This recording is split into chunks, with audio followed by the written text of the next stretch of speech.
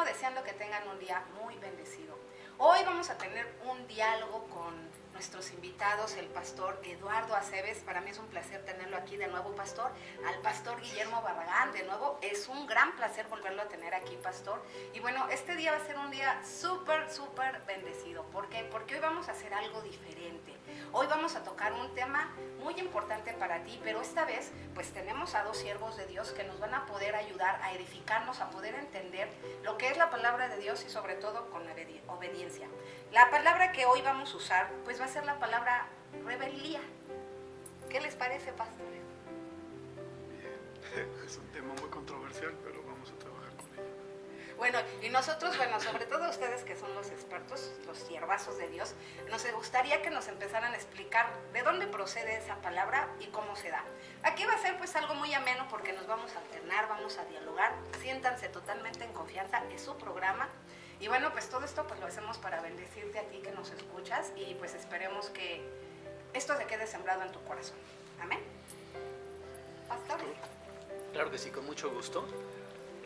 Bueno, pues creo que empezamos definiendo términos y la palabra rebeldía o rebelde es un adjetivo que califica obviamente una actitud del ser humano.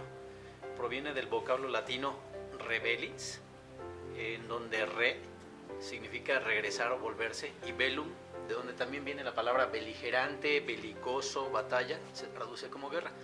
Por lo tanto, una persona rebelde es alguien que se vuelve con una actitud de batalla o de guerra contra una autoridad establecida, básicamente. Yo creo que, hablando un poco de la historia de esto, porque lo estábamos platicando hace un momento, bíblicamente esto lo vamos a encontrar en la Biblia prácticamente en todo el Antiguo Testamento y parte del Nuevo, por de ahí que tenemos una guerra, ¿verdad?, entre los dos reinos, el reino de Dios y el reino de las tinieblas. ¿Y por qué se da así? Pues porque el mismo enemigo se rebeló contra Dios. Así es. De ahí viene la herencia, si lo podemos decir, espiritual que el mismo enemigo utilizó con Adán y Eva estando en el Edén, para que esto se estableciera como parte del caminar y del hacer de cualquier persona, no nada más de los que estamos en la iglesia, sino de toda persona que, no entendiendo lo que esto representa, da cauce abierto a que así se den las cosas en su entendimiento y en su voluntad. Bueno, y de hecho hace un momentito platicábamos eso de que, bueno, sobre todo ustedes como pastores, ¿no? De que pues ustedes que trabajan con tanta gente dentro de las iglesias, pues se pueden dar cuenta que a muchas personas les cuesta mucho trabajo sujetarse, ¿no? ¿Por qué? ¿De dónde parte todo esto? ¿Por qué a la gente le cuesta trabajo sujetarse? Creo que puede ser un poco también de cuestión de madurez. De hecho, los que estudian la naturaleza humana se refieren a los adolescentes como tradicionalmente personas difíciles, rebeldes. De hecho, la Escritura dice que la necedad está ligada al corazón del muchacho, mas la palabra de Dios le apartará de la necedad y le hará conducirse por el camino correcto.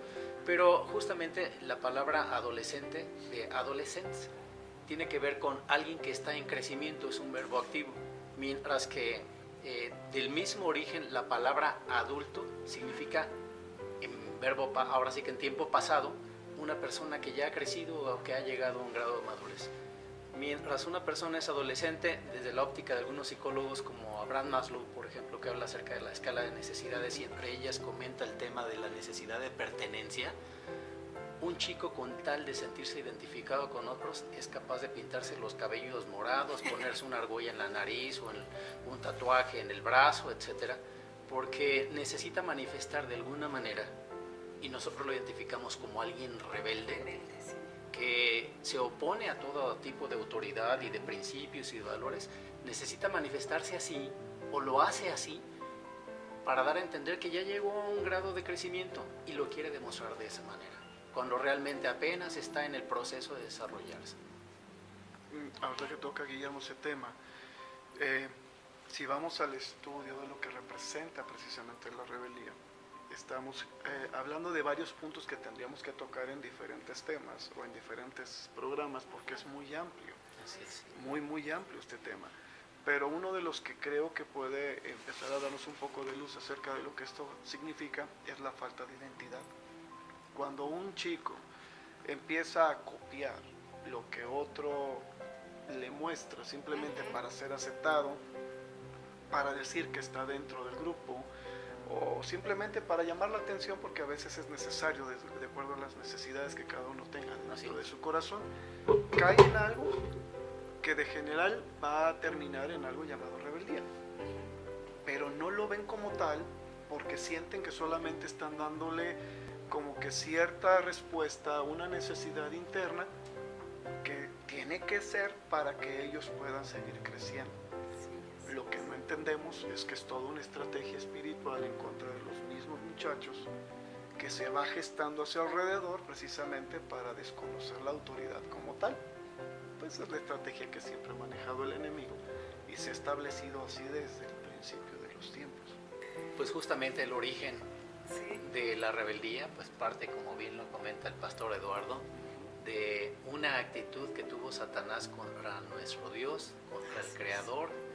Él se opone a la autoridad establecida y las causas pueden ser diversas, pero normalmente identificamos las principales causas de rebeldía como orgullo, como envidia, egoísmo.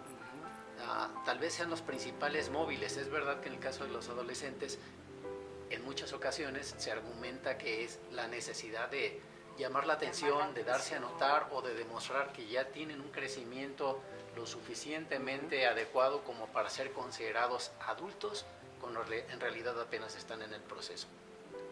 Pero pues en la Biblia encontramos diversos casos y el diablo no ha cambiado la estrategia, sigue siendo la misma.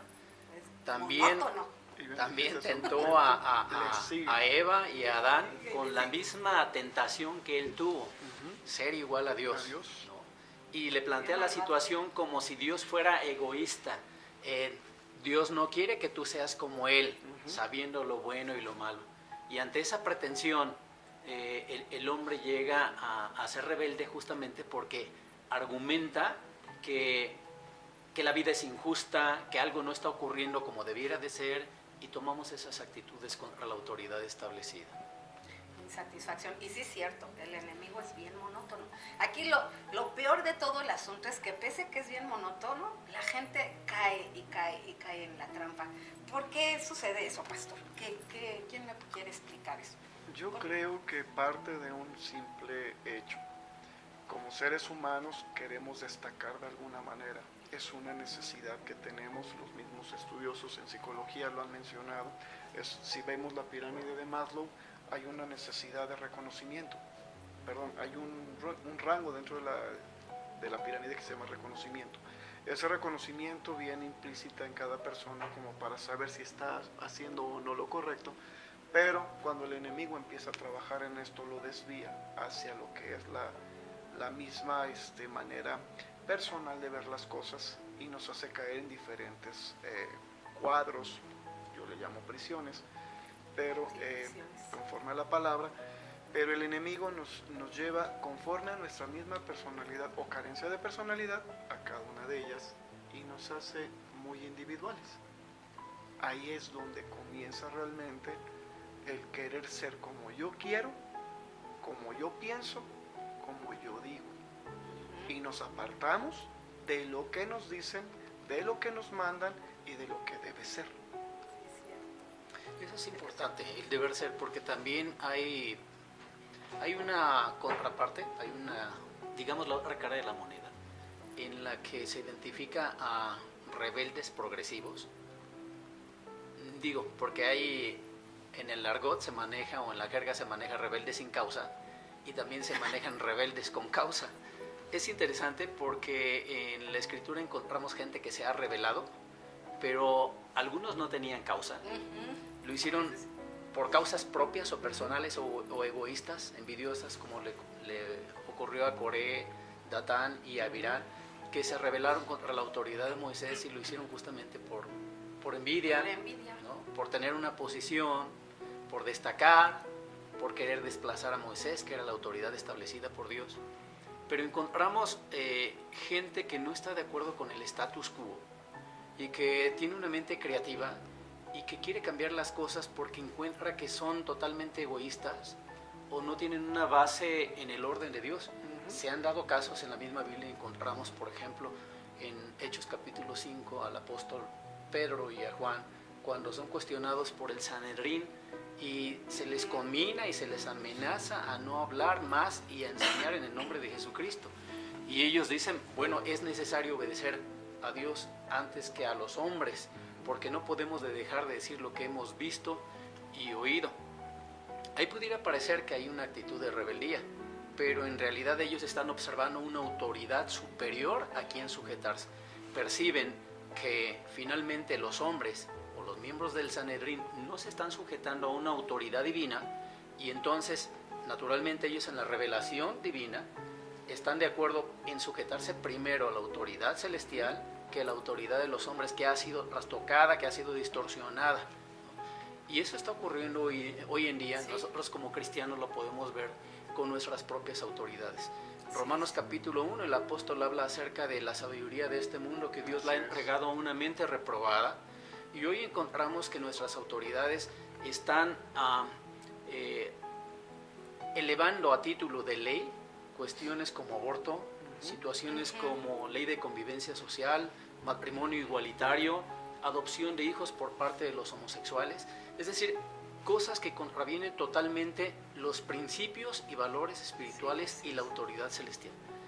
Ante estas circunstancias, pues naturalmente los cristianos, los hijos de Dios, que nos sometemos a una autoridad superior, tendríamos que evaluar la importancia y la necesidad de obedecer a Dios antes que a los hombres. Y aun cuando los hombres en un momento dado nos califiquen como rebeldes, no tendría que ser así.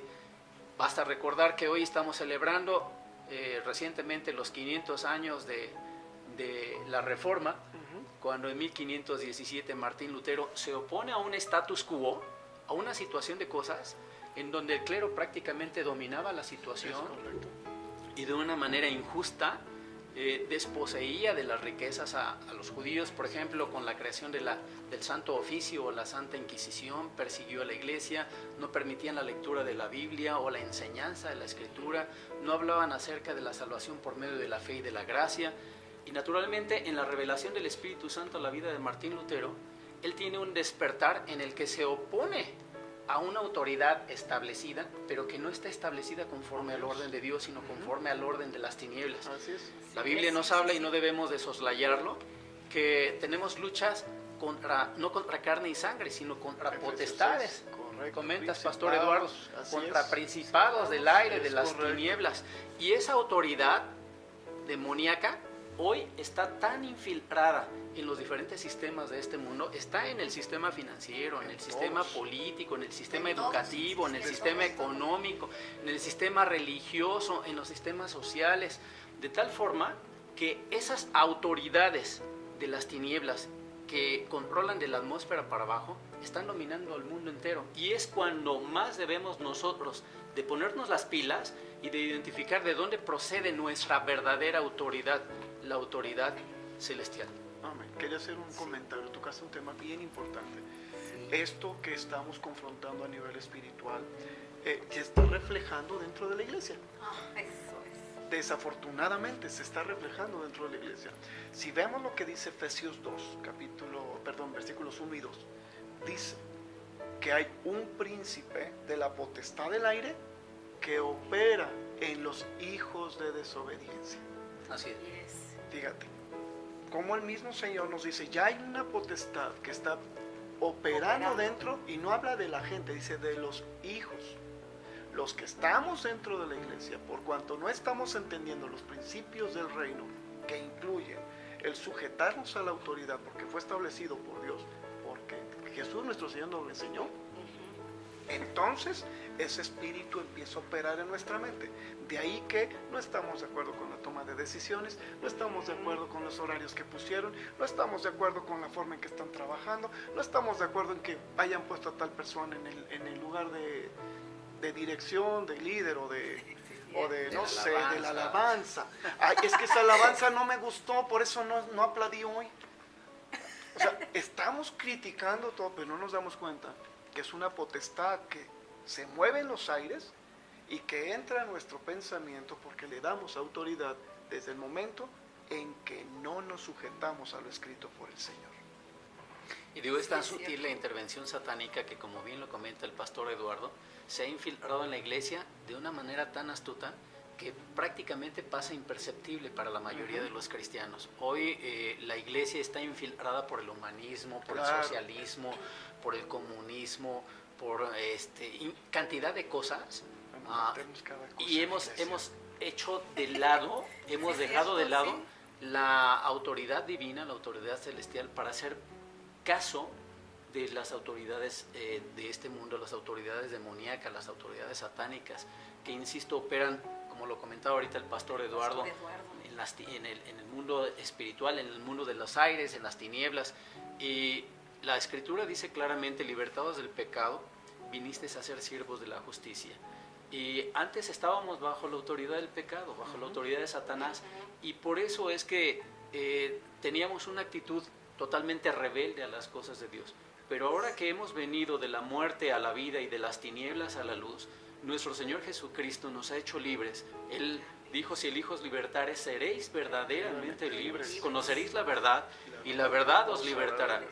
Yo creo que justamente por eso la gente nos llama protestantes, nos identifica como gente que se ha cambiado de forma de vida. El cristianismo es un estilo de vida, es una forma de vida, pero sujeta ahora al reino de Jesucristo, en donde nuestras vidas no tienen nada más que ver con la autoridad de las tinieblas. Así es. Y yo tengo una pregunta, a ver, ¿puede haber alguna persona que no se dé cuenta que está trabajando en rebeldía? Por ejemplo, ustedes lo detectan dentro de la iglesia, Sí. que de repente hay una persona que diga: no, yo estoy bien, yo no estoy haciendo nada inadecuado, o yo me sujeto y realmente no se hace. En mi caso y la experiencia que yo he tenido, claro que hay gente así. Mira, desde el momento en que la persona se atreve a hacer un comentario fuera del orden de lo que Dios maneja en contra de alguien, ya hay rebeldía en el corazón. Y parece imperceptible, como decía Guillermo. La verdad es que no se dan cuenta, pero sus ojos están cegados.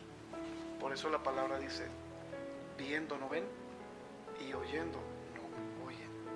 Porque aún dentro de la iglesia sucede que podemos estar cayendo en innumerables faltas, pero nos hemos acostumbrado a justificar nuestros pensamientos por lo que yo creo y digo, que por lo que la palabra de Dios explica y manda. Nuestro Señor Jesús fue muy claro y nos dijo, y se los explicó a todos: yo no hablo nada, ni he dicho nada que no haya escuchado primero decir a mi Padre. Sí. Él estaba en total sujeción. Le decían: pero es que tú, Jesús. No, no soy yo. Es mi Padre. Yo no he hecho nada que Él no me mande a hacer, ni digo nada que Él no me diga que tenga que decir. Estaba en total sujeción. Muestra de que el reino de Dios parte de ello. Pero yo me pregunto, ¿será que la rebeldía viene a raíz de que nuestra mente no se ha renovado, en el sentido de que no me considero realmente un hijo del reino? Me veo como hijo, pero no del reino de Dios. ¿O será que tengo una mente de esclavo todavía, una mente de siervo, en donde quiero pensar que sí conozco a Dios, que sí estoy con Dios, que yo tengo la razón de lo que pienso, pero realmente no estoy con Dios cumpliendo lo que Dios me ha pedido? Ahí hay una ambigüedad que los cristianos manejamos de una manera tan sencilla que de verdad no nos damos cuenta de que estamos cometiendo un error delante de Dios. Sí, quizás sea porque no hacemos una introspección correcta, honesta, objetiva, acerca de nuestro verdadero sentir.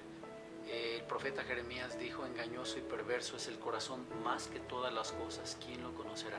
Y creo que en nuestra relación con Dios no hemos sido a veces lo suficientemente honestos como para reconocer que no hemos doblegado o no hemos sometido algunas cuestiones delante de Dios. No le hemos rendido totalmente nuestro corazón. La Shema en Deuteronomio capítulo 6, y que es algo que repite mañana, tarde y noche el pueblo de Israel: oye Israel, el Señor tu Dios uno es. Amarás al Señor tu Dios con todo tu corazón, con toda tu alma, con toda tu mente, con todas tus fuerzas. El tema es que todavía nuestro corazón está repartido con algunos intereses personales Y por eso el apóstol Juan insistía tanto en no améis al mundo ni las cosas que están en el mundo. Si alguno ama al mundo, el amor del Padre no está en él. El mundo pasa y su concupiscencia, pero el que hace la voluntad de Dios permanece para siempre. El tema es que queremos seguir haciendo nuestra propia voluntad. Aún tenemos intereses muy atados a esta tierra. Creemos que nos vamos a eternizar aquí, cuando Pablo, por ejemplo, en su primera carta a Timoteo, en el capítulo 6, le recomienda que gran ganancia es la piedad acompañada de contentamiento. Dice, pues nada hemos traído y nada nos vamos a llevar. El tema es que, insisto, nos atamos tanto a las cosas materiales que luchamos tan férreamente por tener más y más, y como dice la sabiduría popular, nunca lo suficiente es bastante ni lo bastante suficiente, que nos rebelamos contra cualquier cosa que se oponga y luchamos tenazmente contra aquello que lo impida de hacernos más de cosas materiales, cuando Jesús dijo que pongamos nuestra mira en el cielo. Y nuestra rebeldía es tal que definitivamente dejamos de lado las autoridades, la autoridad divina, y nos fijamos más en nuestra propia autoridad. Creemos que está bien lo que para mí está bien, y hasta le llamamos filosofía o postura neroniana. Después de mí, que se queme Roma, y primero mis dientes y luego tus parientes, o algo así dice, ¿no? Sí. Y siempre estamos pensando de una manera egoísta, y por eso nos rebelamos básicamente contra la autoridad, contra el mandato bíblico, contra lo establecido por Dios. ¿Tendrá que ver algo esto con ser egocéntrico? Yo tengo esta pregunta: ¿qué distancia hay entre el comentario que algunas veces las personas dicen?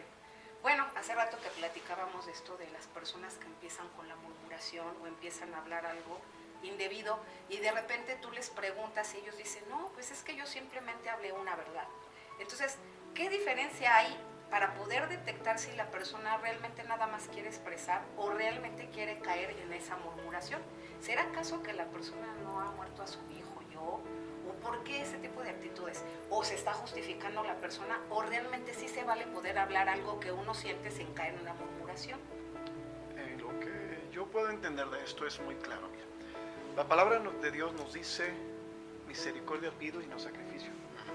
Cuando nosotros estamos hablando de una persona y no lo estamos haciendo piadosamente, no lo estamos haciendo de una manera clara, con misericordia, tal como el Señor nos pide, obviamente estamos sacando algo del corazón que, lejos de acercarse a una ayuda constructiva, la estamos traduciendo en algo destructivo. O sea, porque yo conozco más y te estoy enseñando que tú estás mal. Pero no es el principio, porque Jesús dijo, ¿verdad?, que teníamos que ser humildes y mansos de corazón. No tengo por qué hacer sentir que yo sé más que tú. Eso ya es una postura de rebeldía. Sí. Te estoy demostrando que yo sé más que tú. No es la postura correcta, no es lo que la palabra nos enseña. Hablando de la misericordia, si yo tengo un comentario que hacerle a alguien, siempre debo de cuidar que mi voz sea para edificar y para exhortar, no para destruir. Si mi tendencia es a la destrucción porque te quiero hacer sentir mal, porque yo soy el que te tiene que corregir, porque simplemente te lo quise decir porque estás mal, hermanito. No, espérate. Hay instancias. Lo correcto es decir, pastor, creo que tal persona está pasando por esto. ¿Me permite decírselo o le comento lo que yo vi para que usted lo haga? Eso sería lo correcto. Hay una autoridad que respetar. Pero si yo me brinco la autoridad, estoy en rebeldía. Sí. Y es murmuración. Claro. Y no saben las consecuencias de la murmuración. Claro, y bueno, y el consejo paulino ahí en Gálatas capítulo 6, en el versículo 1, justamente es que lo hagas en todo caso, si amonestas a alguien con espíritu de mansedumbre, Así considerándote a ti mismo, ¿no? Y la Escritura enfatiza, si alguno piensa estar firme, mire y no caiga. Y en 1 Corintios capítulo 10, el apóstol Pablo dice, nos recuerda, estas cosas le sucedieron, hablando al pueblo de Israel, como un ejemplo para nosotros.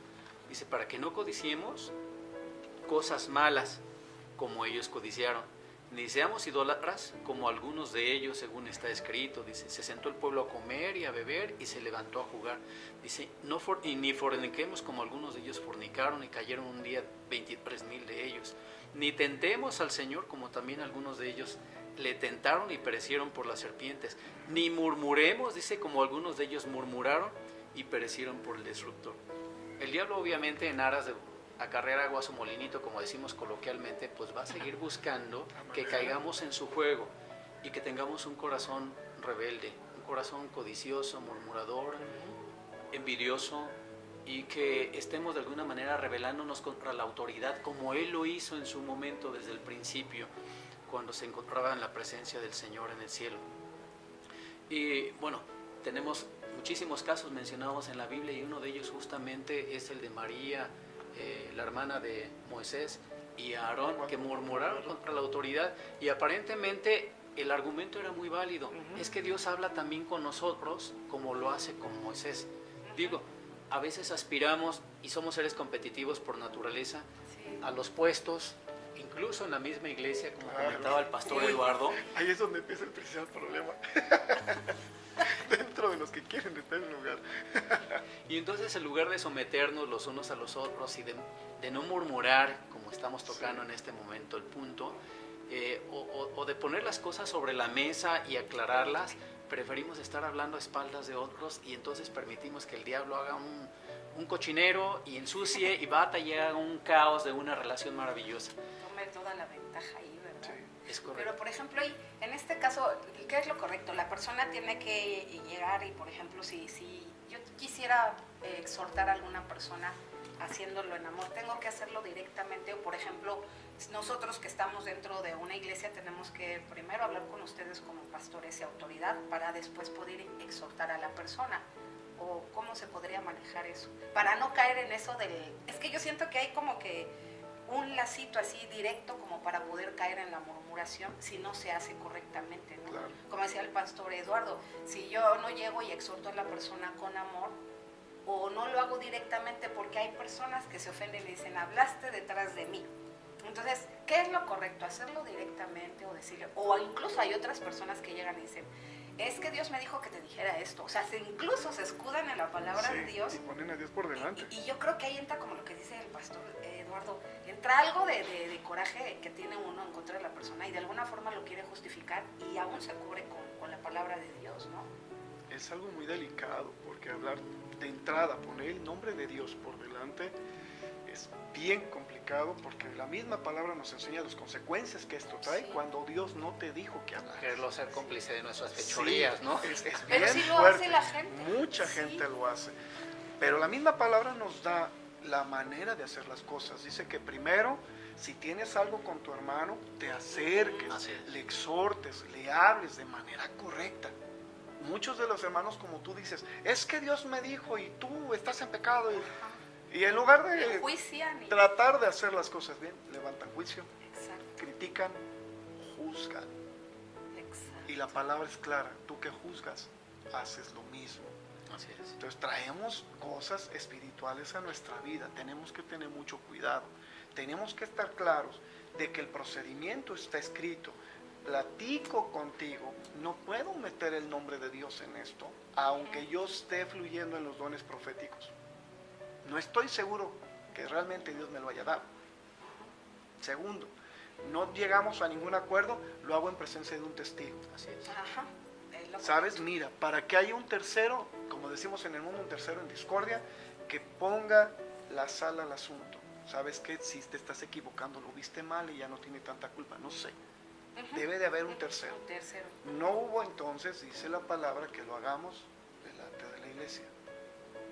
Y si no hay respuesta, la misma palabra nos dice que le suspendamos un tiempo de la iglesia hasta que haya arrepentimiento. Pero todo va conforme a la palabra de Dios. No olvidemos, 2 de Corintios 5, 10 y 11, nos dice que compareceremos ante el tribunal de Jesucristo.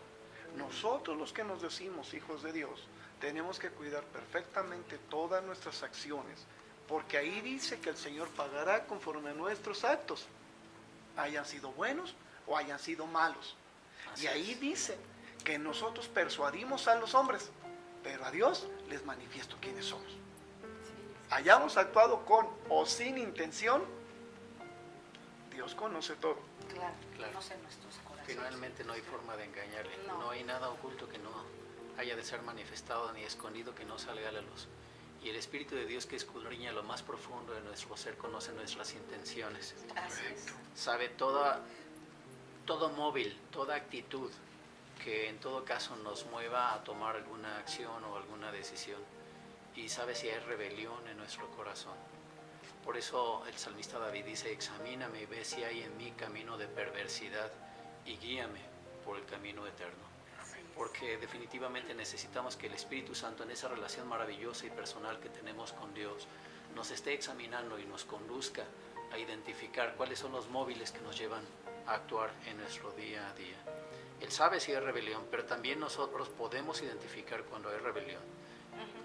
Finalmente, como Pablo escribe en 1 Corintios capítulo 2, el último versículo dice: tenemos la mente de Cristo, justamente porque hemos recibido el Espíritu de Dios para conocer las cosas que están en Dios. Y el mismo Espíritu, dice Romanos 8:16, Pablo, da testimonio en nuestro espíritu de que somos hijos de Dios. Cuando estamos en esa relación personal con Dios, cuando hemos alineado nuestras vidas con el orden de Dios, creo que podemos identificar con la mente de Cristo que tenemos en el nuevo pacto, cuando hay pensamientos que no están ordenados conforme a su voluntad y a su propósito. Y si hay un pensamiento perverso, envidioso, egoísta, que tenga una actitud de rebeldía contra una autoridad establecida, creo que es importante que lo podamos identificar justamente por esa relación que tenemos con Dios. Incluso hablando acerca de nuestras autoridades seculares, porque el apóstol Pablo, hablando en su carta a los Romanos, en el capítulo 13, dice que nos sometamos a toda autoridad gubernamental. También Tito, en el capítulo 3, versículo 1 y 2, dice que quien se rebela contra la autoridad secular se constituye en un rebelde que se rebela contra Dios, pues las autoridades, dice, existen por permiso divino y obviamente es voluntad divina que nos sometamos a ellas. Insisto, siempre con la claridad de diferenciar entre la autoridad de los hombres y la autoridad de Dios. Cuando la autoridad de los hombres no esté sujeta a la autoridad de Dios, como está ocurriendo con las mentes reprobadas, a las que en la incursión que Satanás tiene actualmente al haber infiltrado los gobiernos de este mundo, manipula para que autoricen o legislen leyes que definitivamente desaprueban y contravienen los principios divinos, como los que citábamos hace un momento, ¿no? Así es. Yo pienso que también esto de la rebeldía tiene que ver algo con el ego, ¿no? O sea, el ego, porque estoy pensando por mí mismo, qué es lo que a mí me conviene, acomodo las cosas a mí mismo y de alguna forma eso hace que las personas puedan brincar incluso la autoridad de Dios, ¿no? Hace un momento estábamos comentando eso de que cuando la gente está en una posición rebelde o incluso quieren transgiversar la palabra, ¿no? Lo que hablábamos, por ejemplo, del alcohol, que algunas personas dicen, pero pues es que no tiene nada de malo porque pues el alcohol Dios lo inventó. Y entonces ahí la empieza, palabra ¿no? dice que Sí, te puedes tomar una una copa. copita y que no como pasa nada. Pablo le dijo a Timoteo, por aquello de tus males estomacales, Toma un tómate una vino. copita. Bueno, se justifica. Busca justificar su pecado, su conducta, ¿no? Es como cuando algún congregante se acerca a ti y te hace alguna pregunta con toda la intención de que le digas lo que realmente él quiere escuchar. Y entonces te pregunta, ¿es bueno o es malo? ¿No? ¿Es bueno tomar o beber bebidas alcohólicas? ¿Es bueno fumar? ¿O es malo bailar? ¿O es malo X o Z? Dijera yo que es más Dowell, ¿es bueno o es malo? Obviamente en esa relación personal que tenemos con Dios, el autor de la carta a los Hebreos en el capítulo 10 y en el capítulo 8 habla claramente acerca de las consecuencias del nuevo pacto y del clausulado del nuevo pacto. Dice, ninguno enseñará a su prójimo diciendo conoce al Señor, porque todos me conocerán, desde el menor de ellos hasta el mayor. Y es interesante que también ese mismo clausulado del nuevo pacto dice, pondré mis leyes en sus corazones y en sus mentes las escribiré.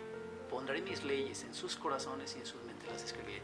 Cuando tenemos una relación personal con Dios, insisto, el Espíritu mismo nos da testimonio y nos hace sentir inquietos, nos hace sentir incómodos cuando estamos actuando de una forma que contraviene, que afecta nuestra relación personal con Dios. De tal forma que nos queda muy claro y no tenemos que tener exactamente una ley escrita que te diga es bueno o es malo, puedes o no puedes, debes o no debes.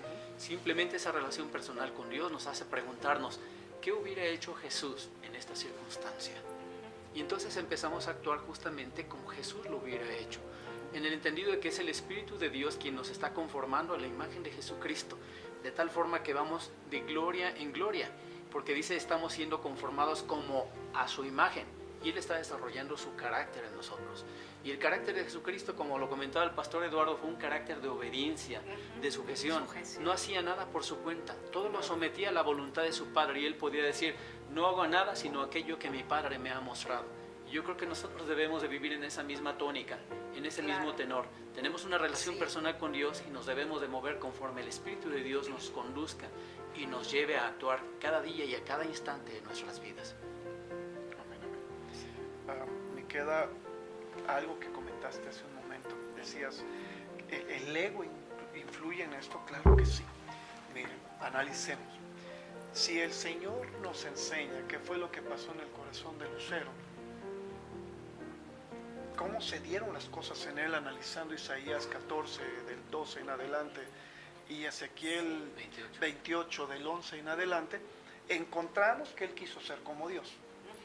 Antes que llegara la rebeldía, nació la idolatría. Exacto, sí. Porque él quiso ser como Dios, se vio como Dios. Por lo tanto, la idolatría es el amor a uno mismo.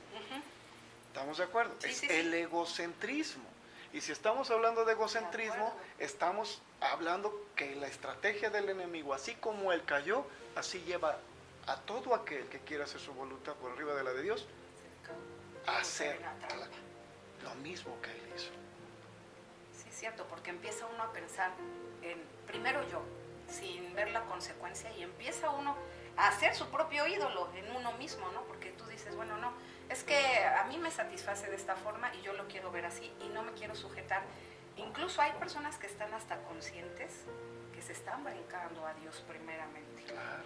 Y aun con todo y todo, pues se la juegan, ¿no? Porque pues, caen. Es algo bien difícil, porque pues nosotros, ¿qué quisiéramos que toda la gente, si estamos llevando ahorita este tema a ustedes que nos están escuchando, es porque es algo que se vive mucho ahorita, está como que muy desatado en las iglesias, y siempre ha estado, no quiere decir que no haya estado, siempre ha estado, pero como que últimamente las personas están un poquito más desatadas. Yo no sé si se quieren sentir más abiertas o algo y empiezan a expresar muchas cosas.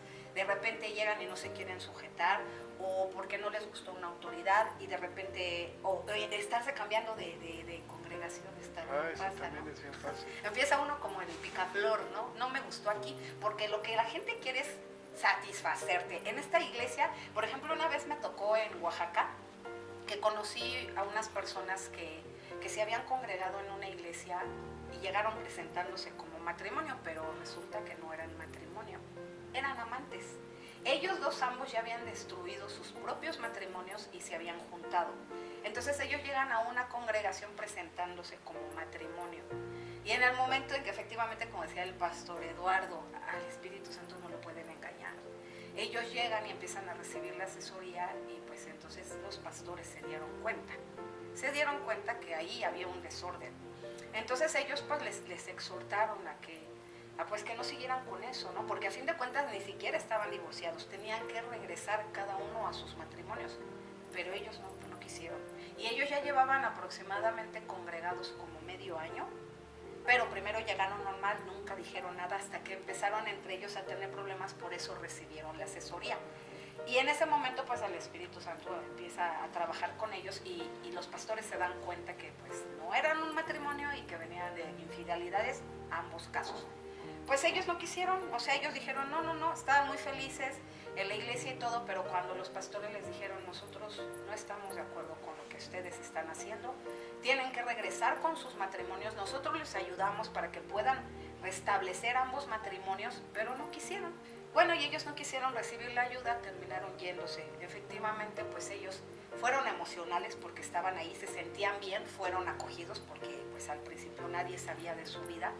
Y de repente pues ya cuando quisieron pensar en entrar en un orden de Dios, ya no les gustó.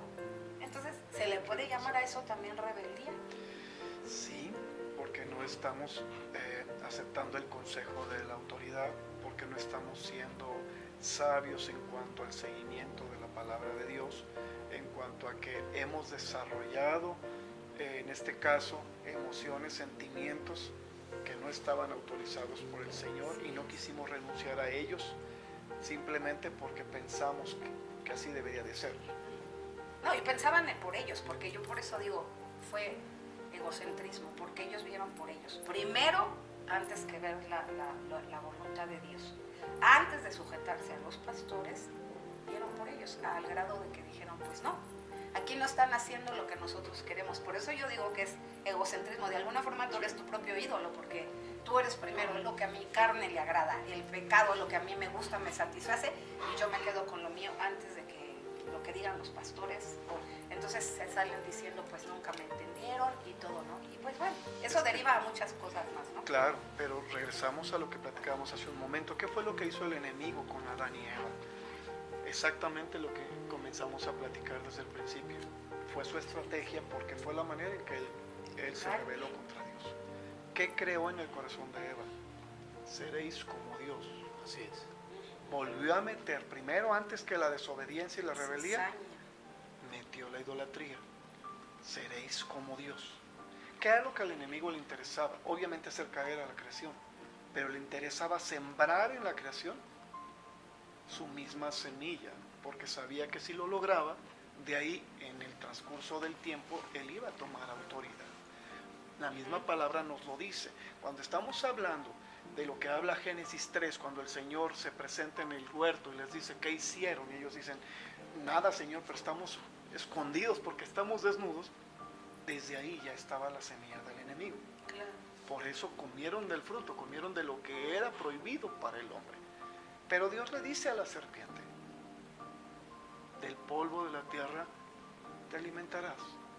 Cuando hemos visto que una serpiente coma polvo, anda entre el polvo, pero no come eso.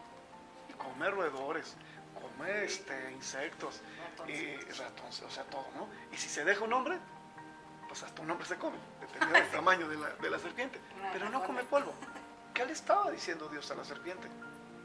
¿De qué está hecho el cuerpo del hombre? Génesis 2, del polvo de la tierra. ¿Qué le estaba diciendo Dios al enemigo? Te vas a alimentar de la carne del hombre. ¿En dónde sembró la semilla? En la carne del hombre. Sí. O sea, esa rebeldía que vivimos viene principalmente por ese concepto de idolatría que nos es oculto.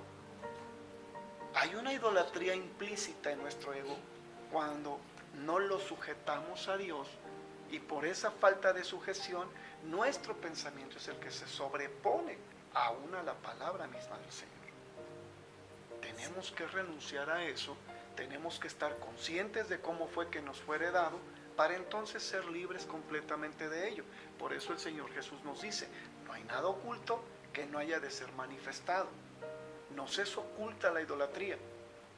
Pensamos más en nosotros, pensamos más en lo que queremos, Lo que nos satisface. pero porque está metido.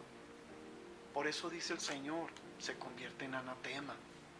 Por eso dice en Éxodo 20, visito la iniquidad de los padres sobre los hijos hasta la tercera y cuarta generación de los que me aborrecen. Hay mucha gente que no aborrece a Dios literalmente, pero está fuera de la voluntad de Dios. Ese es un aborrecimiento implícito. Y se va visitando de generación en generación. Por eso es que hay veces que es difícil salir de esta situación, porque no estamos claros de por dónde llegó, y mucho menos de que la tenemos. Simplemente pensamos que estamos bien. No sé si te ha sucedido. Hay momentos en donde la gente, a pesar de que sabe que Dios te levantó, te ungió, te puso como pastor, como líder, tienes el conocimiento, tienes la autoridad del Señor como tal por la unción misma, te dice, pues no estoy de acuerdo contigo. Sí. Ah, bueno, con todo respeto, entonces ¿qué haces aquí en esta iglesia? No, es que no estoy de acuerdo contigo. No es de si estás de acuerdo o no. ¿Qué es lo que dice Dios en la palabra y cómo me debo sujetar a mi autoridad? Claro. Debo quitar mi idolatría. Claro, como dice Guillermo, cuando hay una dirección que está totalmente fuera de la palabra de Dios, que uno mismo como ministro puede errar y dejar que su propia idolatría salga y no establecer el reino, sino lo que yo pienso, cualquier persona que conozca la palabra y que entienda de esto va a decir, no estoy de acuerdo, pero en el sentido correcto. ¿Sabes qué, pastor? Te estás equivocando. Ah, bueno, vamos a orar. Vamos a dejar que Dios revele. Vamos a meternos un tiempo de ayuno. Dejemos que el Espíritu Santo haga su obra. Eso sería lo correcto. Todo lo demás, iniciando con la pregunta que decías, está fuera del orden de Dios. Está fuera, sin duda. Hablando acerca de esto, el apóstol Pablo le advierte a su discípulo Timoteo que en los últimos tiempos, dice, el Espíritu dice claramente que en los últimos tiempos algunos apostatarán de la fe, escuchando espíritus engañadores y a doctrinas o enseñanzas de demonios, por la hipocresía de mentirosos que teniendo cicatrizada la conciencia, harán prohibiciones como casarse, abstenerse de ciertos alimentos que Dios creó para que con acción de gracias participemos de ellos los creyentes y los que hemos conocido la verdad. Y bueno, el término apostasía tiene que ver justamente con retractarse, con rebelarse, con desconocer una autoridad establecida, principios, valores bíblicos que son eternos. Y pues no nos es ajeno porque la iglesia, lo comentábamos hace un momento, Lupita, también está infiltrada ya de eso, desafortunadamente. Y gente que no ha tomado con seriedad una relación personal con Dios. Hace poquito visité a unos congregantes y les decía, Jesús no vino a buscar fans, no vino a buscar simpatizantes, Él vino a buscar discípulos, hijos para su gloria, para su reino, y nos redimió con su sangre para vivir una vida nueva, como escribe el apóstol Pablo a la iglesia de Éfeso. Él nos apartó desde antes de la fundación del mundo para vivir una vida limpia y sin mancha, para hacer una expresión de la alabanza, de la gloria, de su gracia, para expresar en nuestro diario vivir a Jesucristo. Respiramos a Jesús, transpiramos a Jesús, vivimos la vida del reino de los cielos desde la tierra. Y eso es una realidad que debe ser tan palpable y tan tangible que Jesucristo dijo, ustedes son la luz del mundo. Una luz no se enciende y se pone debajo de la mesa, sino sobre el candelero para que alumbre todos los que están en casa. Dice, así alumbre vuestra luz delante de los hombres, para que viendo vuestras buenas obras glorifiquen a vuestro Padre que está en los cielos. Y bueno, por supuesto que aquí el tema tiene que partir con nosotros. Cuando hablamos de rebeldía o de sujeción a la autoridad, tiene que partir de nosotros. Nosotros estamos sujetos a Jesucristo y derivado de eso, al estar sujetos a Dios, creo que en la misma medida la gente se sujeta a nosotros porque creen o porque ven en nosotros siervos de Dios que están expresando la palabra de Dios. Y hay un principio administrativo que creo que cabe señalar aquí, que me vino a la mente en este momento. El principio administrativo dice, a igual autoridad, igual responsabilidad, y viceversa. A igual responsabilidad, igual autoridad. No le puedes investir a una persona de un nombramiento, de un título, de una posición, dándole la autoridad sin darle la responsabilidad. Correcto. O viceversa. No le puedes dar la responsabilidad sin tener la autoridad, sin que tenga la autoridad. Sí.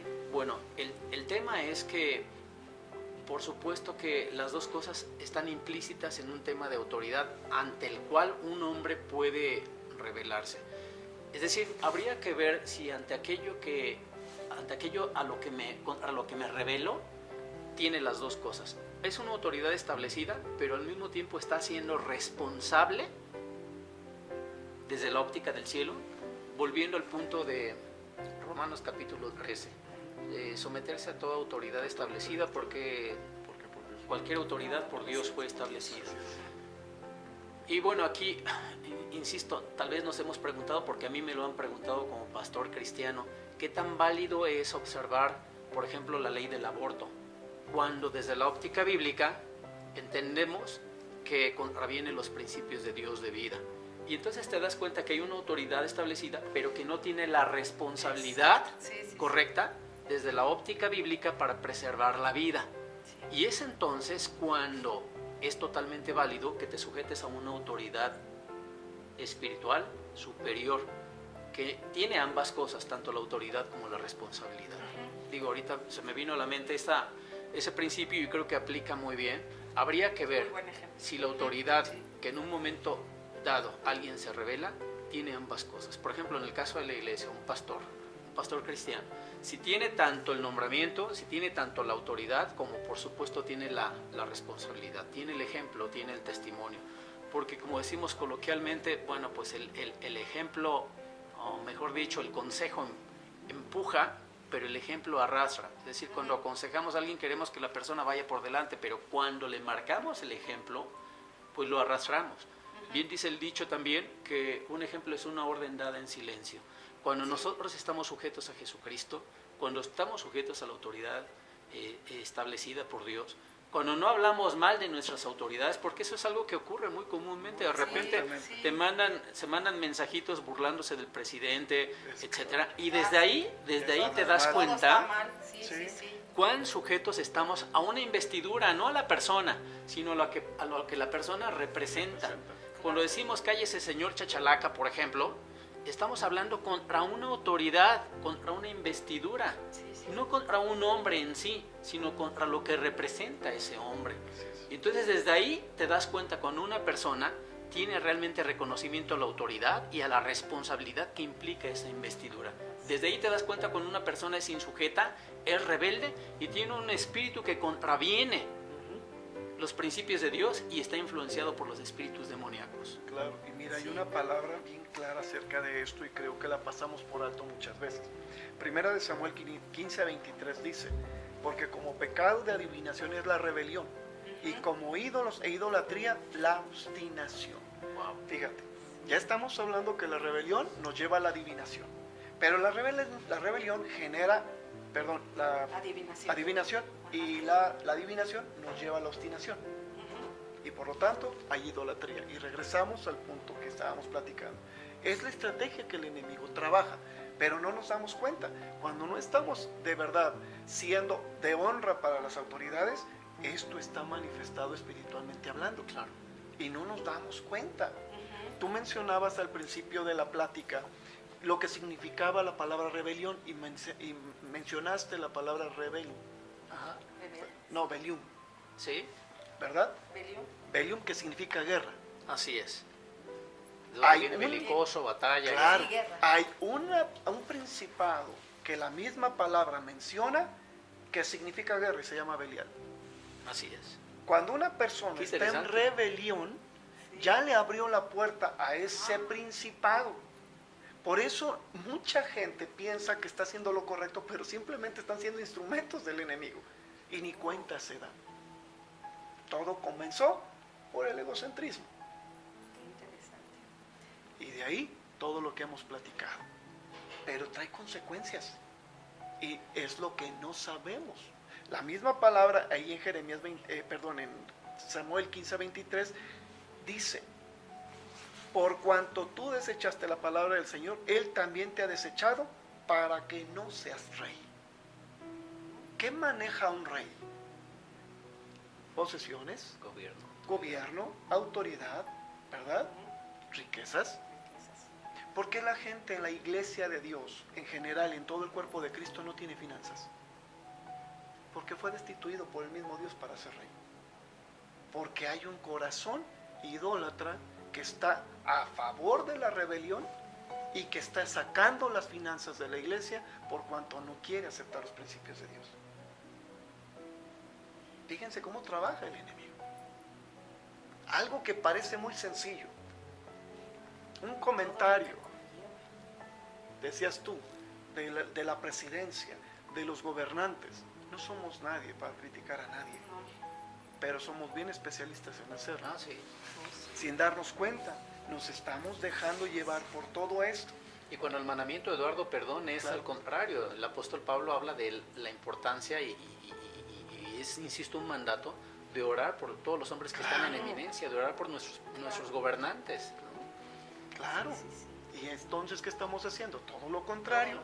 Y luego por eso la iglesia no prospera. ¿Por qué estamos así? Es una estrategia del enemigo, nos queda claro. Pero nosotros lo estamos permitiendo. Desde ahí no estamos bien. No alcanzamos a entender las consecuencias de nuestros actos. La palabra es clara. El Señor dice, tú no me estás escuchando. Porque dijo, por cuanto tú desechaste la palabra de Dios, Él también te desecha para que seas rey. No lo serás. No tenemos lo que nos corresponde. ¿Qué hizo el enemigo? Sacarnos del reino. Claro. Vivimos con Dios, pero fuera del reino. algo que suena incongruente, Sí. pero que realmente sucede. Sí, tiene que ver un poco con el hecho de que Dios nos puso sobre toda la creación, pero Claro. en realidad nosotros le hemos delegado también la autoridad al diablo, le hemos pasado a él la estafeta.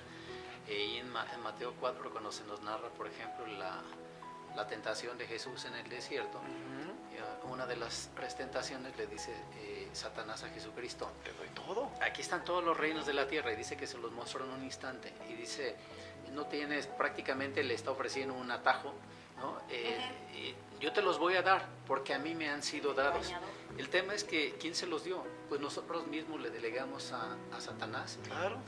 lo que a nosotros nos fue encomendado en mayordomía para administrar. Fue puesto Le en la hemos mano. dado nuestras familias, le hemos dado nuestro trabajo, le hemos dado nuestras finanzas, como comentaba el pastor Eduardo, y luego nos quejamos de que las cosas no están resultando en Así es. prosperidad. Por supuesto que hemos sido pésimos administradores, y Pablo exhorta en 1 Corintios 4, se requiere todo administrador que éste sea hallado fiel. No hemos sido fieles en la administración, en nuestro trabajo de mayordomía, le hemos pasado la estafeta a Satanás, le hemos cedido la autoridad a él. Por supuesto, eso implica rebeldía contra Dios. Claro, pero mira, ahora que tocas ese ¿Cómo vamos a tema, reinar? pues no se puede. No Sí, se puede. sí, le hemos dejado a él el reino. Claro, y además nos hemos convertido en ladrones. Claro. Hace un momento antes de la plática decíamos que hay gente que no pide los diezmos, ¿verdad? Sí, sí, sí. Una cosa es no exigirlos, otra cosa es no es educar al pueblo para que los dé. ¿Qué dice Malaquías? ¿Verdad? Todos ustedes, la nación completa me ha robado. ¿De dónde viene eso? De la rebeldía. Hay una de las situaciones que nos está afectando mucho dentro de las iglesias y que a veces como mismos ministros provocamos, y eso es el permitir que la gente no diezme. Malaquías nos habla y nos dice que esto es necesario que se haga, y le habla a toda la nación. Hay posturas, te encuentras videos incluso en internet que te dicen, no, es que le hablaba a los ministros, le hablaba a los sacerdotes, le hablaba a los levitas. Ahí la palabra es clara y dice, la nación toda me ha robado. Y no sabemos las consecuencias de ese robo. Decimos, estamos hablando de la rebeldía. ¿Por qué de dar mi diezmo? ¿Por qué de dárselo al pastor? El pastor no sabe ni mis necesidades, pero nos salimos de lo que Dios mismo nos pide. Es algo instituido por Dios. En el Nuevo Testamento se vuelve a restablecer como tal, pero no nos damos cuenta de las consecuencias de esto. Y mira, te quiero llevar nada más para que sepamos qué es lo que sucede cuando no obedecemos. Primera de Corintios 6, en el versículo 9 dice, ¿no sabéis que los injustos no heredarán el reino de Dios? No erréis, ni los fornicarios, ni los idólatras, ni los adúlteros, ni los afeminados, ni los que se echan con varones. Versículo 10, ni los ladrones, ni los avaros, ni los borrachos, ni los maldicientes, ni los estafadores heredarán el reino de Dios. ¿Por qué está actualmente la iglesia sufriendo? Porque no estamos cumpliendo ni con los diezmos. No hay reino para los que estamos robándole a Dios. Pero le pedimos a Dios pidiendo, sabiendo que no estamos bien. La rebeldía nos ciega el entendimiento. La rebeldía cierra nuestro oído. La rebeldía nos hace cometer actos contrarios a la voluntad de Dios. Por eso la bendición no puede darse. O sea, la estrategia del enemigo está también establecida que no nos deja ver por dónde es que nosotros mismos estamos deteniendo nuestras bendiciones por cuanto no estamos obedeciendo la palabra de Dios. Sí, yo le comento a la congregación una frase en repetidas ocasiones: alinea tu vida con el orden de Dios y todas las demás cosas se alinean a tu alrededor. El Señor Jesucristo dijo, mas buscad primeramente el reino de Dios y su justicia, y todas las demás cosas les vendrán por añadidura. Y cuando hablamos de priorizar, por supuesto que tendríamos que hacer una diferencia entre lo urgente y lo importante. Jesús sabía bien de lo que hablaba. El ser humano se afana mucho por qué comer y qué vestir como algo que es imperativamente urgente. Pero Jesús enfatiza más lo que es importante y dice, pero busquen primero el reino de Dios y su justicia. Y lo que comenta el pastor Eduardo es muy importante. Buscar el reino de Dios es permitir que Él establezca su voluntad en nuestras vidas, que Jesucristo viva en nuestras vidas y en nuestro corazón, que Jesucristo sea formado en cada uno de nosotros. Y entonces simplemente tendríamos que dejar de estar cuestionando si es o no una cosa u otra voluntad de Dios. Así es, Porque el Espíritu que da testimonio en nuestro espíritu de que somos hijos de Dios nos conduciría a toda verdad. Y esas cosas que están preparadas para los que le aman, entonces se verían manifiestas en nuestras vidas. Cosas que ojo no vio, que oído no escuchó, ni que han subido al corazón del hombre, que han estado en los pensamientos del hombre. Las podríamos estar viviendo desde la tierra. Y me llama mucho la atención de lo que comenta Jalil Gibran en su libro El Profeta: el que no ve el reino de los cielos en esta vida tampoco lo verá en la otra. Y es que es un ultimátum, es una consigna, creo que tiene mucha razón. El reino de los cielos se comienza a vivir aquí, pero tiene mucho que ver con lo que dice el pastor Eduardo, con que estemos sujetos a un rey. Vamos a reinar porque estemos sujetos a un rey, porque le creamos a un rey, ¿no? Y recordemos claramente que la Biblia repite en muchas ocasiones que Dios resiste a los soberbios y da gracia a los humildes. Seguramente si hay algo que Dios aborrece es un corazón rebelde, un corazón soberbio. No te puedes acercar a la presencia de Dios con una actitud de rebeldía, con una actitud de predisposición, de rebeldía contra una autoridad establecida y principalmente contra la autoridad del Espíritu Santo. Fíjate que estaba leyendo ahorita algunos sinónimos que busqué en el diccionario sobre la palabra rebeldía y me encontré subversivo, alborotador, indócil, revoltoso, turbulento, indómito, insurrecto, insumiso, reacio, desobediente, inobediente, remiso, renuente, reluctante. Yo creo que estos sinónimos nos traen un poquito más de luz acerca de eso, acerca del tema que estamos tocando ahorita.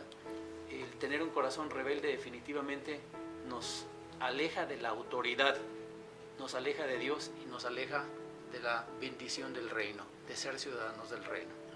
Así es. Yo creo que cuando nosotros estamos de verdad bien sujetos a Dios, todo se da pues por naturaleza, ¿no? Porque incluso ahorita que comentábamos lo del diezmo, ya ven que hace un momento estábamos comentando eso, cómo se maneja en algunos lugares. Pero yo creo que cuando nosotros estamos bien con Dios, de verdad hasta nace del corazón.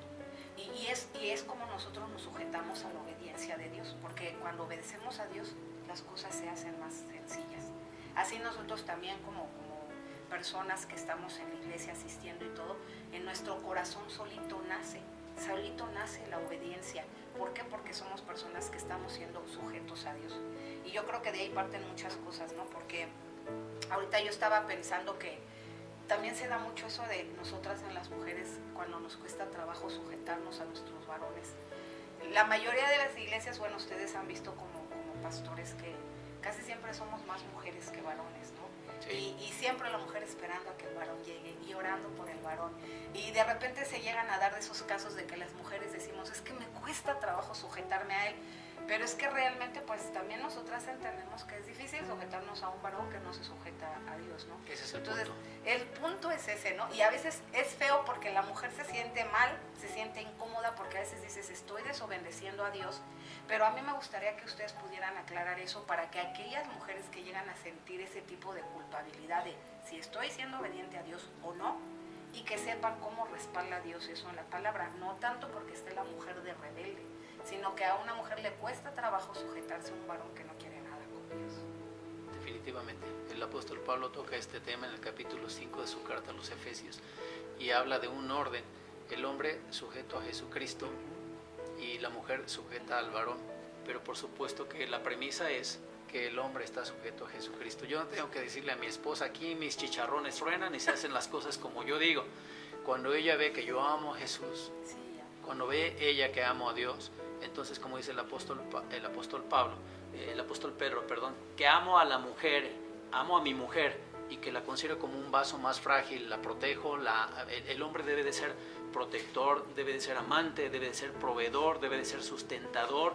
Y cuando obviamente mi esposa ve eso en mí, ni siquiera tengo que estarle diciendo aquí yo mando, aquí mis chicharrones truenan, aquí yo soy el que lleva el timón, el que dirige la orquesta, etcétera, porque somos uno en el Señor.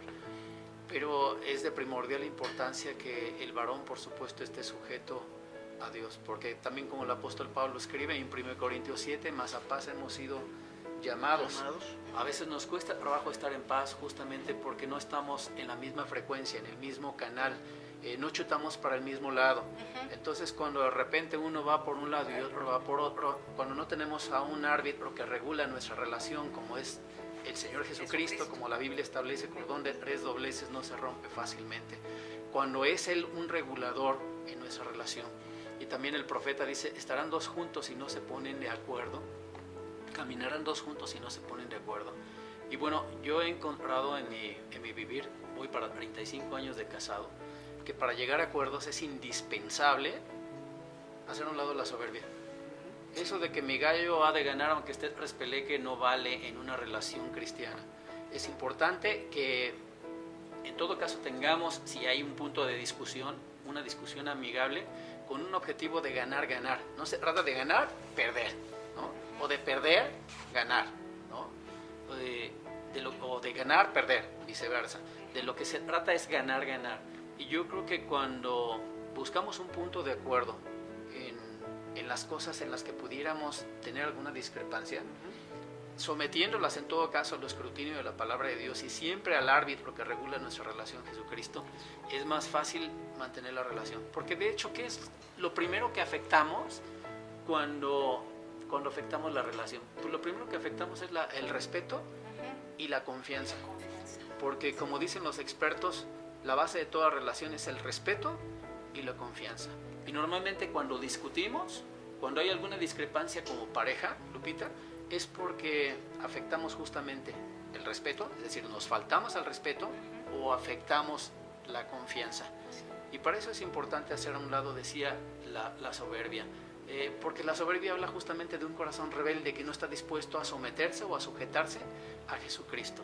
Si bien presumimos que un cristiano desarrolla el carácter de Jesucristo y que Jesucristo, el Espíritu Santo, está formando a Jesucristo en nosotros, creo que es importante que consideremos que la idiosincrasia mexicana del típico machismo mexicano no cabe en el cristianismo. Aquí no cabe, somos uno, y por supuesto que, como dice el apóstol Pedro, para que vuestras oraciones tengan cabida y lleguen a la presencia de Dios. Cuando yo maltrato a mi mujer, cuando no la respeto, cuando no la amo, cuando no la sustento, cuando no la considero un vaso más frágil, pues puedo tener la seguridad de que mi oración no llega ni siquiera al techo, ¿no? Porque no estoy sujeto a Jesucristo. Entonces, para la mujer el tema de la sujeción debería de ser un tema de protección y de seguridad, no un tema de discriminación, de hacerla sentir menos, de humillación. La mujer se debería sentir amada y protegida. Cuando se sujeta a su marido lo debería de hacer con la convicción, con la seguridad de que su marido ama a Dios y que ese es un orden que Dios estableció justamente para que la relación matrimonial, la relación de pareja, la relación de familia camine en ese orden, camine adecuadamente y el hogar sea bendecido. En 1 Corintios 7, hablando de este tema, la palabra dice que si el esposo no es converso, él se santifica en la mujer. Quiere decir que cuando una mujer está siendo de bendición dentro de su hogar, cuando la mujer está siguiendo los preceptos de Dios, cuando se está sujetando a Dios, aunque el marido no es converso, él se empieza a santificar en ella cuando hay intimidad. Y viceversa. Ahí dice la palabra que cuando el hombre es el que está en Dios y la mujer no, la que se santifica es la mujer. Entonces hay que tener claro que es difícil llevar un matrimonio así, pero de la mano de Dios es posible porque el mismo Dios es el que lo respalda. Esperen el proceso del Señor. Todo es una bendición. Y bueno, ¿cómo entra la vinculación aquí para el perdón? Sabemos que es totalmente opuesto la rebeldía, pero ¿cómo entra el perdón aquí? El tema de la liberación femenina considero yo que es un engaño del diablo. ¿Liberarse de qué? Yo me acuerdo cuando estuvo en sus orígenes el tema de la liberación femenina, y bueno, no es exactamente el tema que nos ocupa ahora, pero ¿qué fue lo que trajo como consecuencia? Que el hombre simplemente hiciera a un lado su responsabilidad, se atuviera a la mujer, y ahora la mujer tiene que trabajar. La vemos involucrada en todos los roles empresariales, directivos, las vemos de policías, de barrenderas, las vemos de constructoras, las hallamos en todos los ámbitos laborales. Y ahora el hombre se ha pues se ha vuelto baquetón en ese aspecto porque le ha delegado la responsabilidad, ha compartido con ella la responsabilidad y vuelvo a decir, se ha hecho muy atenido, ¿no? Ahora, yo recuerdo que en mis tiempos de niño se cedía el lugar, el asiento en los camiones, en el metro, a los adultos, a las mujeres, y ahora simplemente todo eso se ha perdido. Creo que tiene mucha cuestión de fondo. La mujer realmente no tiene que liberarse del hombre porque son uno cuando son un matrimonio. Y yo sé que el maltrato ha sido todo un tema. Las estadísticas actuales dicen los medios de comunicación que 2 de 3 mujeres padecen violencia.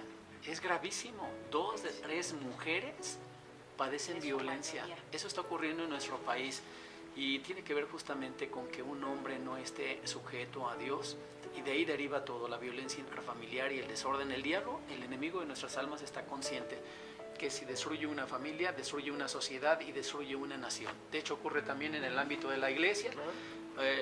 Ustedes pueden encontrar las iglesias enfermas porque las familias están enfermas, porque los matrimonios están enfermos. Y creo que es hora de vincular justamente el tema de perdón con la rebeldía. Necesitamos reconocer humildemente que hemos sido insujetos, desobedientes, que hemos perdido el foco, la visión, la brújula en esa relación personal con Dios y hemos querido en soberbia, en una actitud rebelde, acarrear agua a nuestro molinito pensando en que nos vamos a eternizar en la tierra, cuando el Señor Jesús dice: hagan tesoros en los cielos donde ni ladrón ni lorín corrompen. Es importante que nos volvamos a Dios, como dijo Juan Wesley, volvámonos a la Biblia. Es importante que nos volvamos a Dios y que creamos que Él estableció la familia, que nos creó con un propósito y que Él quiere que estemos sujetos a la autoridad celestial. Que vivamos en una relación tan maravillosa que podamos experimentar la vida del cielo desde la tierra. Amén. Pues el tiempo se nos acabó, pero yo estoy muy agradecida, le doy gracias a Dios a ambos por haber estado con nosotros en este programa. Gracias por la invitación. Gran bendición para todos aquellos que nos están escuchando, porque este es uno de tantos temas importantes que hay, que queremos que tú recibas este día con un corazón humilde para que Dios pueda trabajar en tu vida, y pues perdonar siempre va a ser una llave maestra. Y no olvides que nos puedes seguir por Facebook, en YouTube, de Perdón Nos Hará Libres, puedes encontrarnos. De igual forma ponemos a tu disposición, puedes encontrar el libro y el audiolibro en librerías Porrúa y Maranata, y directamente con nosotros te van a aparecer nuestros contactos en la imagen. A nosotros nos puedes contactar a través de la página de internet, de Facebook, que es CRA, espacio Espíritu Santo, o en mi página personal, Eduardo Aceves. En cualquiera de las dos te podemos atender. En nuestro caso, nos puedes encontrar www.cfrenuevo.com o en mi personal, Guillermo Barragán. Nuestra ubicación está en calle 10A, número 61, Colonia Progreso Nacional. Te esperamos.